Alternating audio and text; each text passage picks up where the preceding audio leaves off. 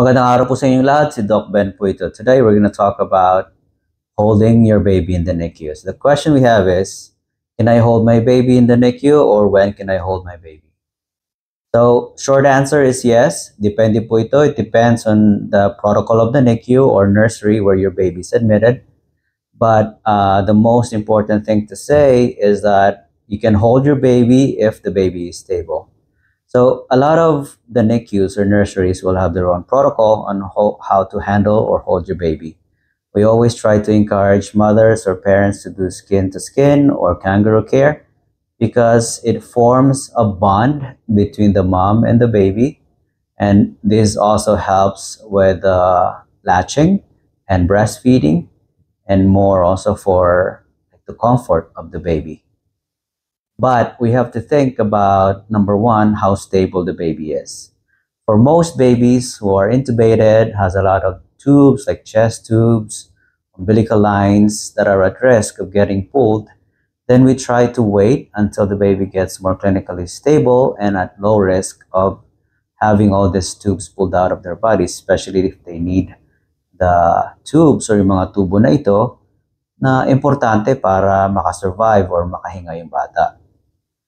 Now, depende po sa protocol ng hospital or ng NICU, we always ask the nurses and the attendings or the neonatologists to be there so that in case na mahugot nga yung tubo, there would be someone who can replace the endotracheal tube or even make sure na safe nga yung pagkakarga ng yung skin to skin or kangaroo care ng baby. So again, this really depends on how clinically stable your baby is.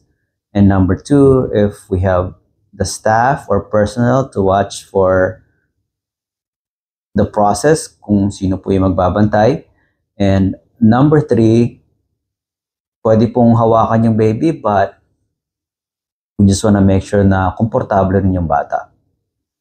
Now, for those mommies or babies na very delicate sila or hindi po mahawakan dahil nga unstable, okay naman po yan na soft touches and also you can talk to your baby, you know? I mean, we've had mommies who would bring a book and read stories to their babies in the NICU.